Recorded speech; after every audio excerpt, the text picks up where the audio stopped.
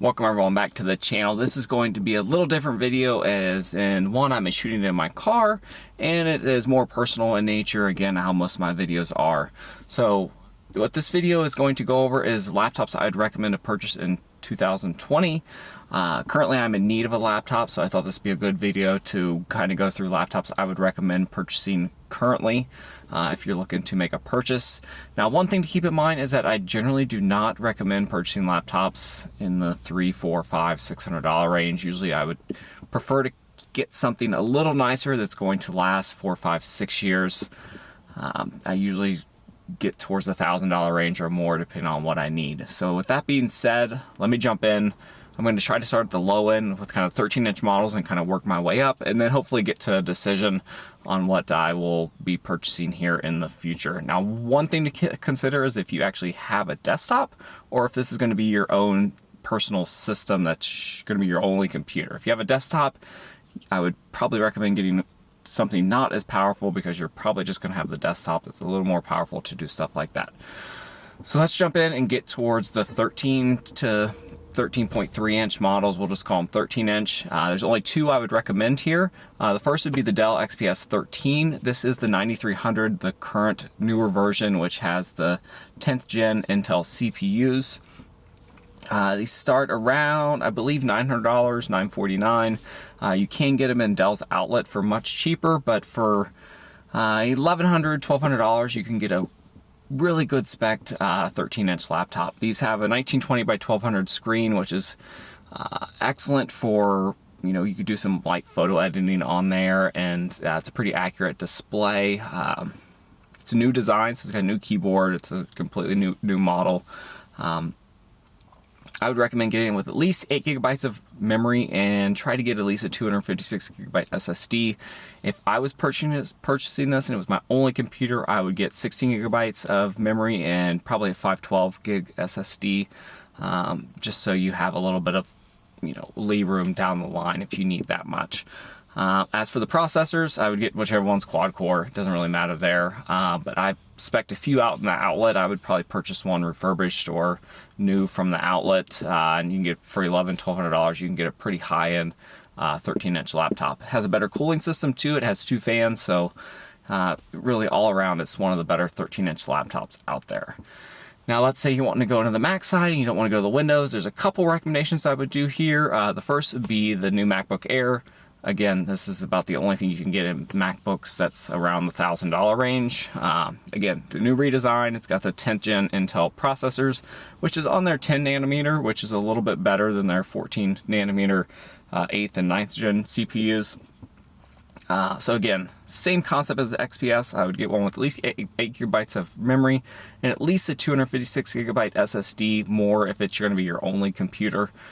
But if this is going to be your only computer, one thing to watch out for with these smaller systems is they don't have a lot of headroom. So if you're looking to do any type of video editing or a lot of photo editing, they will have issues with that down the line. They're just not built for real high-end stuff. But that's what I would get, the new MacBook Air. Probably get it through Best Buy, B&H. If you can find one in their Apple's outlet, I would go there also.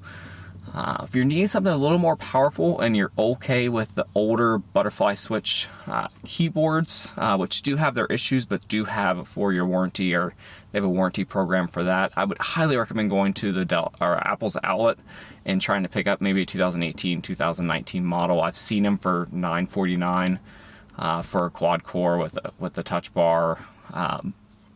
It's a great place to go. Again, it comes with their 1-year warranty, and they do have a warranty program for those keyboards. My wife has a 2017, and she hasn't had any issues with it keyboard wise, so I do know that there's been a lot of issues out there. But if you're wanting to take a little risk, that would be something that I would if you want something a little more powerful and want to spend a little less, I would look at that. So when it comes to purchasing a little bit more, maybe you got $1,000, $1,500, I can get you into the 13 to 14 inch range. I'll start with what I'd recommend for if you're still going to a MacBook. I would recommend the new MacBook Pro 13 inch, the $1,799 variant, which has the 10th gen CPU, 512 gigabyte of SSD, and 16 gigabytes of RAM. It's got a better cooling system, has 2 fans in it, so that's what I would, recommend there. Yes, you're paying that Apple tax because it's $1,800, which is a lot considering it's about the same as the Dell XPS 13. But if you're looking for that, that's what I would recommend there. I don't know if I would necessarily recommend getting the standard $1299 version, new MacBook Pro 13-inch. If you're not doing anything heavy, because it still has the 8th gen CPUs in it, and it's only got 1 fan in it, so it's not going to be quite as cool and probably not last as long down the line. So that would be the only thing. There's no other options in Apple land, so that's what I'd recommend there. If I was looking to get something, again, $1,000 to $1,500 range in the Windows side, you have a little bit more options. I tend to lean towards the ThinkPad line, the Lenovo ThinkPad line.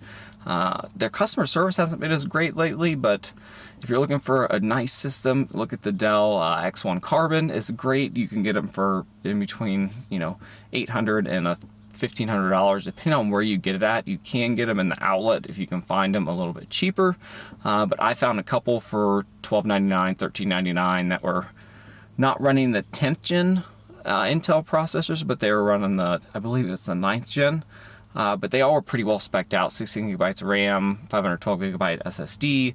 They have good HD displays. That's one thing you got to watch out for with the ThinkPad lines. That some of the standard HD displays aren't very good, but the one on there it's bright, it's color accurate. So that's what I would look at there. You may also look at a 6th gen X1 Carbon if you can find one for a good deal. I've seen them for $800-900 at times if you get them on sale. So that's something I would kind of look for there. If you're looking for something maybe a little bit more powerful and you have that $1,500 to spend, while I wouldn't recommend this for a more expensive, $1,500 to $2,000 range, look at some of the Dell XPS 15s, especially if you can get one from the outlet or if you can get one on sale at Micro Center or Best Buy or somewhere along that line. They are getting ready to refresh these, so that's why I wouldn't recommend paying full price. But you can find one on sale. The Dell XPS 15s are great laptops. They're all around good if you're doing photo editing, video editing. You can do some light gaming on them. They're more towards workhorse type systems, so that's what I'd recommend there. If you're looking for just a gaming laptop, I would throw you at more the Dell, the G5, or the Alienware systems. Probably the G5 because it's going to get you a lot more gaming performance for your money. The Alienware is kind of like Apple, as in you're paying for that Apple tax. Same thing with the Alienware. You're kind of paying for that design and that premium look, or that unique look that Alienwares have. So I would get the Dell G5 if I was just wanting to game and do some other stuff, but mainly gaming. That's what I would look at there. It's like looking at your more expensive systems. Maybe you got $1,200, $1,500, $2,000, even $2,500 to spend on a laptop. Let's just say $1,500 to $2,500. There's only 2 systems that I'd really recommend in this price range. The first, if you're getting a MacBook, the new MacBook Pro 16-inch is hands down, I think, one of the best machines out there. Again, you're going to pay $23.99, I believe, for the base model, and that's the one I'd recommend. You're getting the 10th gen Intel processors, you're getting 512 gigabytes of SSD, you're getting 16 gigabytes of RAM, 16-inch display, you're getting the new Magic keyboard. It's not the butterfly one, so it'd be more reliable. That's what I would, if I had the money and I could find one maybe on sale or in the outlet, that's probably what I would go towards. Excellent build quality. Their customer service is great. That's one thing I really like about Apple, is that I've had to deal with their customer service a couple times, and it is top notch. So if you're going to go to the Windows side, there's a lot more options. There's HP Dragonfly, which is their newer system. I don't know if I'd recommend that. But the one I'd recommend on the Windows side would be the Lenovo P1 or the X1 Extreme. And I would try to find a Gen 2 version, mainly because the HD display, which I would recommend over the 4K for the battery life, is highly improved on that. It has better color accuracy. It's a lot brighter.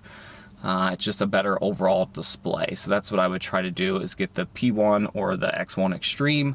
I would try to find one for maybe $1,200 to $2,000. You can find these in the outlet, their refurbished section at times. Not currently, because everyone's purchasing laptops right now. So if you go to their outlet, you'll notice there's almost nothing in stock.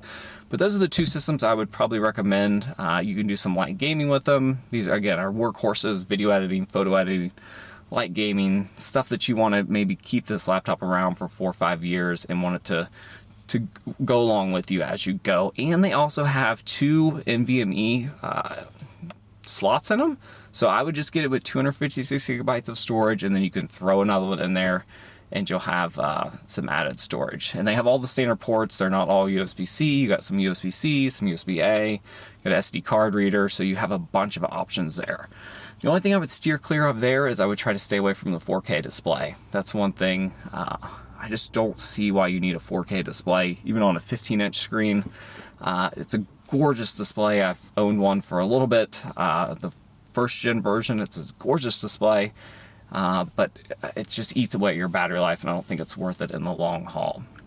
Again, if you can find a Dell XPS 15, again, on sale, I would go that route too. Even paying $1,500 if you can find one pretty well spec'd out, that may not be a bad deal. Or wait till there's rumor that the Dell XPS 17 and 15s are going to be out, the refreshed ones soon. So I'd look out for that. The Dell XPS 17 is really what I'm kind of wanting to see, because it'll probably be a 15-inch body and they'll just stretch the display, kind of like how the MacBook Pro 16-inch did.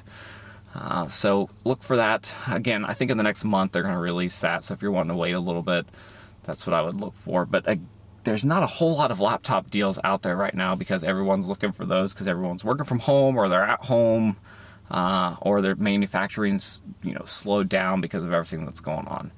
So that's it, guys. Again, this is my personal recommendations. There's tons of other options out there. Again, just do a quick Google search if you want to see other people's, but that's personally what I would buy. If I was looking to spend $500 or less, I would get a used ThinkPad.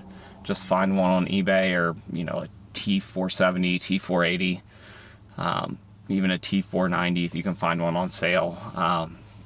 But I generally don't recommend spending under $1,000 on a laptop unless you're not really wanting to keep it very long, or your budget doesn't allow, and then I would recommend saving up for one down the line.